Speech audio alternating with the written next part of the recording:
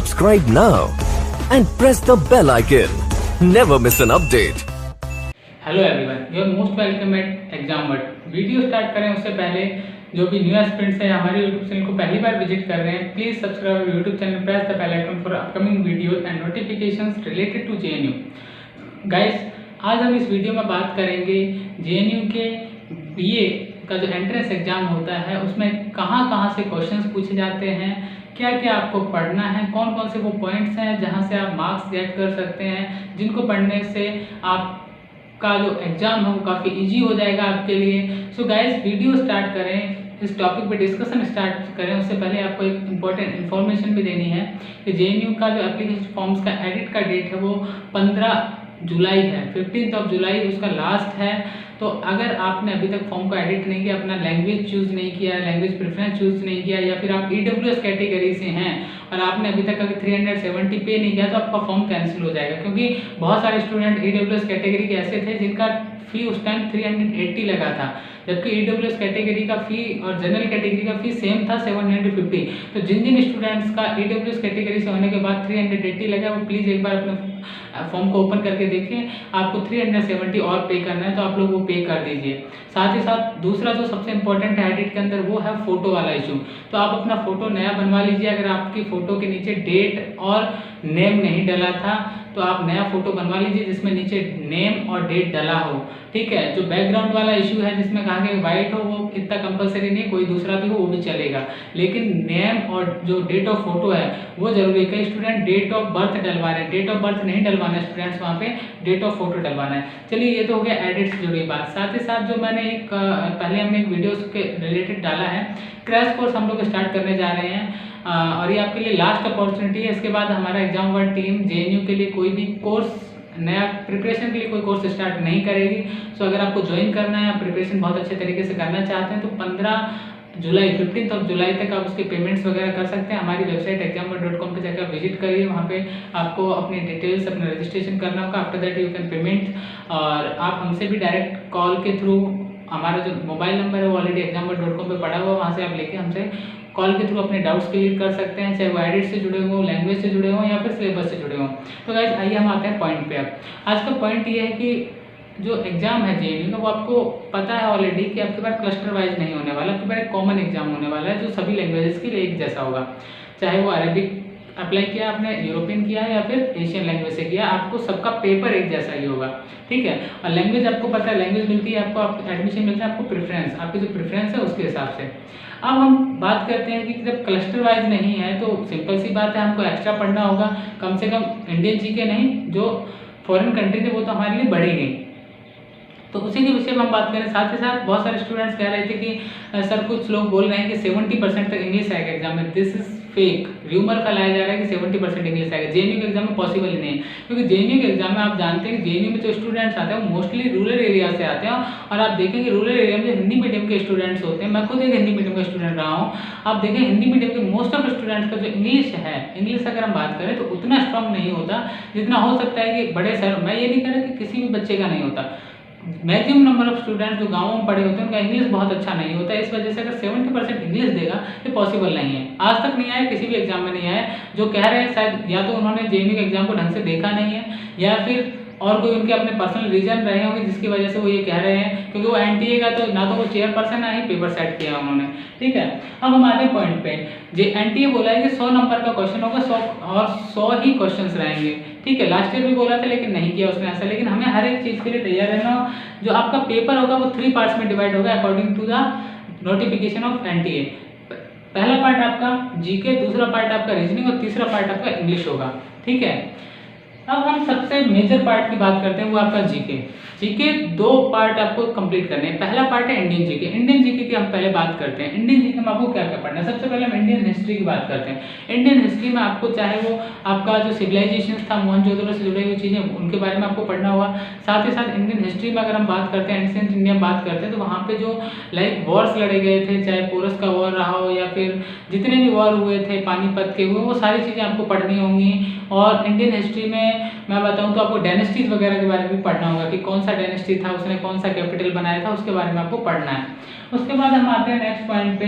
तो next point ये है कि जो इन्वेडर्स था इंडियन हिस्ट्री में, इंडिया पे सबसे पहला इन्वेडर कौन था, ठीक है, कौन कौन से आक्रांता, हिंदी में कहीं इन्वेडर्स को आक्रांता कहते हैं, जिन्होंने हमारे देश पे आक्रमण किया था, बाहर से आए थे, चाहे वो जो अरब कंट्री से आए हों, ठीक है, तो उसके बारे में हमें पता होना चाहिए। साथ ही साथ हम बात करते हैं इंडियन कॉन्स्टिट्यूशन की। इंडियन कॉन्स्टिट्यूशन में हमें क्या पता होना चाहिए, इंडियन कॉन्स्टिट्यूशन में हमें उसके स्टार्टिंग से लेके अभी तक जो अमेंडमेंट्स हैं उनके बारे में अच्छी जानकारी होनी चाहिए, आर्टिकल्स वगैरह के बारे में हमें पूरा इन्फॉर्मेशन होना चाहिए कि कौन कौन से आर्टिकल्स उसमें ऐड किए गए।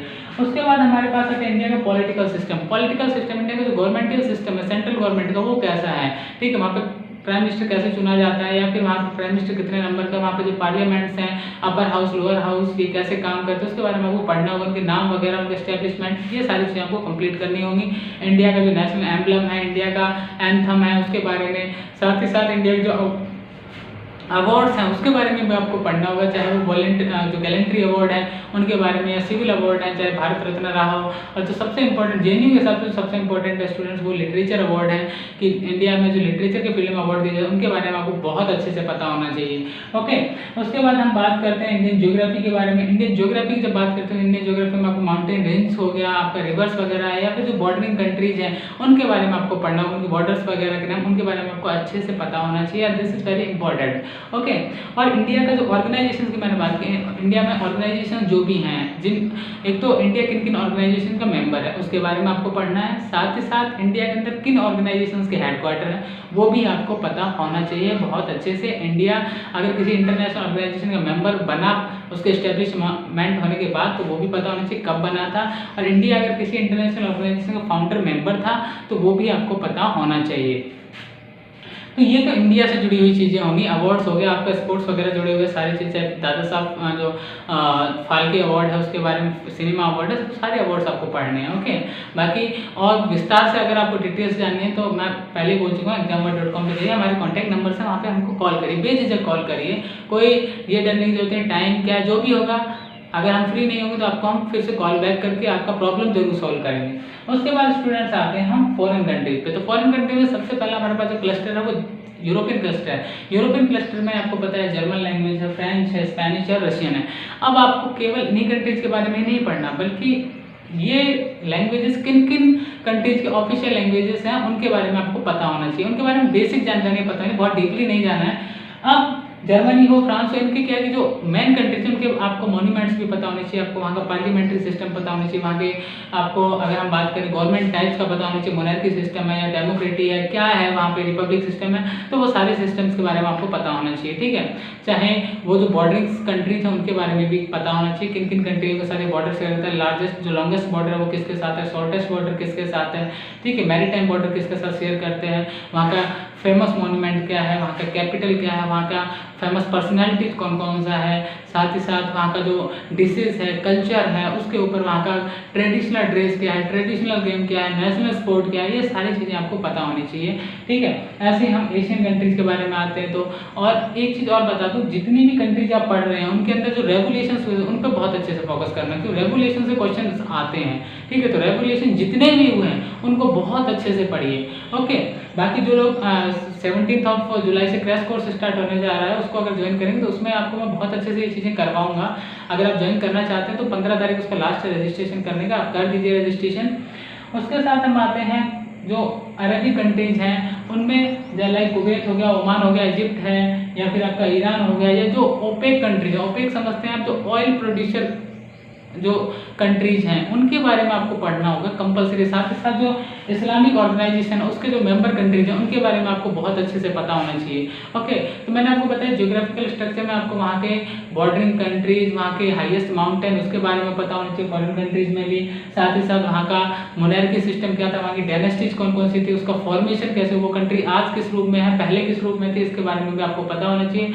और ये भी बहुत डीपली नहीं पढ़ना है, नॉर्मल सी चीज़ें पढ़नी है, चाहे आपका जापान हो या कोई भी कंट्री हो उसके बारे में वो नॉर्मल एक नॉलेज होना चाहिए कि हाँ ये डायनेस्टीज वहाँ आई थी, इस ईयर में आई थी, ये रेवोल्यूशन हुए थे, इस रेवोल्यूशन के टाइम में ये वाला राजा होता था, ये जो प्रेसिडेंट होता था, ठीक है। इस बंदे ने आके वर्ल्ड वॉर सेकंड स्टार्ट करवा दिया था, इस रीजन के कारण वर्ल्ड वॉर फर्स्ट स्टार्ट हो गया था, और इसके कारण ये वाला रेवोल्यूशन हुआ था, फ्रेंच रेवोल्यूशन हुआ था। वहाँ पे कौन सा मोटो निकल के आया था बाहर, चाहे वो फ्रेंच का जो आज मोटो है लिबर्टी, इक्वलिटी एंड फ्रेटर्निटी, वो आपको पता होगा फ्रेंच रेवोल्यूशन से निकल के आया था, ठीक है। उसके बाद कौन वहाँ का राजा बनता है और कौन वहाँ पे हार जाता है, उसके रिजल्ट्स क्या होते हैं, इफेक्ट क्या पड़ते हैं, ठीक है, चेंजेस क्या है वहाँ पे, वो सारी चीज़ें आपको करनी है। बहुत ज़्यादा नहीं है, थोड़ा ही है, बेसिक है एक तरह से, और उसको कंप्लीट करना है, ठीक है। तो बिल्कुल भी नहीं घबराना है। नोबेल प्राइज विनर के बारे में बहुत जानना है, और लिटरेचर से जुड़े हुए जो है फेमस बुक्स, फेमस नॉवेल्स उस कंट्री में किसने लिखे थे, उनके ऊपर आप बहुत अच्छे से फोकस करिए, ताकि कोई गलत होने का चांस, वहाँ से क्वेश्चन आता है, ठीक है। और अगर किसी भी कंट्री में कोई इंटरनेशनल ऑर्गेनाइजेशन का हेडक्वार्टर है, वो भी आपको पता होना चाहिए। और अगर किसी इंटरनेशनल ऑर्गेनाइजेशन, चाहे आपका G20 हो, G7 हो, उनमें से अगर किसी भी ऑर्गेनाइजेशन का लेटेस्ट समिट अगर रिलेटेड कंट्रीज में, जो इस लैंग्वेजेस हैं इनसे रिलेटेड कंट्रीज में अगर हुआ है अभी वर्तमान में या थोड़ा पहले, तो उसके बारे में भी आपको पढ़ना होगा, ठीक है। उसके बाद स्टूडेंट्स में आता हूँ, दूसरा इंपॉर्टेंट पॉइंट आपका जो है वो है रीजनिंग। रीजनिंग की मैं बात करता हूँ, रीजनिंग में सबको कंफ्यूजन है कि आगे कौन कौन से टॉपिक कंप्लीट करें, तो आप ध्यान से देख लीजिए कौन कौन से टॉपिक कंप्लीट करें, इनको कर लीजिएगा। आपको JNU में मुझे लगता है, तो मेरा एक्सपीरियंस वही कहता है कि कोई भी इनसे बाहर नहीं आने वाला है। तो सबसे पहला आर्टिफिशियल लैंग्वेज सबसे इंपॉर्टेंट है, दूसरा आपके पास आता है ब्लड रिलेशन, तीसरा आपके पास है एनालॉजी, चौथा है आपका classification, coding, decoding, number series, problem based on edges, जो एज का रिलेशन गैप निकालते हैं, लाइक फादर और सन का एज का गैप हो गया, उनके बारे में थोड़ा पढ़ लीजिएगा। लॉजिकल ऑर्डर ऑफ वर्ड्स हो गया, बहुत ही टॉपिक है। Mathematical operations and simple notations, इसके बारे में पढ़ लीजिए, काफी अच्छा टॉपिक और यहाँ से क्वेश्चन आते हैं JNU में, ठीक है। उसके बाद हम आते हैं इंग्लिश पे, तो this is very important fact, क्योंकि सबसे ज्यादा स्टूडेंट्स अगर कंफ्यूज है आज भी इंग्लिश में है। तो एंटोनियम, सिनोनिम हो गया आपका, इडियम एंड फ्रेजेस हो गया, प्रीपोजिशंस हो गया, कंजक्शन हो गया आपका, errors in usages of noun and errors in usages of modals, close test आपका रीडिंग कॉम्प्रिहेंशन। ये जो टॉपिक्स हैं इनको आपको बहुत अच्छे से करना है, खासकर जिसमें रीडिंग कॉम्प्रिहेंशन हो गया, आपका क्लोज टेस्ट हो गया, इसके ऊपर आप पूरा अच्छे से फोकस करिए। And it is my promise कि आप लोग इन टॉपिक्स को अच्छे से कंप्लीट कर लीजिए, आपका इंग्लिश लगभग 80% सही हो जाएगा, ठीक है। एंटोनिम, सिनोनिम में आप लोग कंफ्यूज होंगे, तो जो लोग लाइव लेक्चर्स ज्वाइन कर चुके हैं या फिर हमारे क्रैश कोर्स ज्वाइन करने वाले हैं, वो जो स्टूडेंट जिन्होंने PDF ऑलरेडी बाय किया हुआ है, उन स्टूडेंट्स को हम इसका PDF बहुत जल्दी प्रोवाइड करवा देंगे। किसी इशू की वजह से अभी तक नहीं दे पाए थे, लेकिन अब बहुत जल्दी हमने 250 एंटोनियम और 250 सिनोनिम्स वो सिलेक्ट किए जो मोस्टली एग्जाम्स में रिपीट होते हैं, हर एग्जाम में मोस्टली रिपीट होते रहते हैं, तो वही हमने 250 दोनों छांटे हैं। मे बी हो सकता है कि JNU में उसी में से आ जाए, तो वो एक अलग पॉइंट हो गया। लेकिन ये जो ग्रामेटिकल टॉपिक्स हैं इनको आप करिएगा। अगर आप नहीं कर पा रहे हैं तो आप हमारा जो क्रैश कोर्स है उसे ज्वाइन कर लीजिए, आपका वहाँ पे मैं ये सारी चीज़ें आपको सॉल्व करवाऊंगा। और एक चीज़, बहुत सारे लोगों के मन में ये विचार आता होगा कि सर आते हैं और अपना हो सकता है क्रैश कोर्स के बारे में, ऐसा कुछ नहीं है। आप लोगों को कोई भी हेल्प चाहिए, आपने क्रैश कोर्स ज्वाइन किया है नहीं किया है, टेस्ट सीरीज लिया है नहीं लिया है, PDF लिया नहीं लिया, कोई फर्क नहीं पड़ता।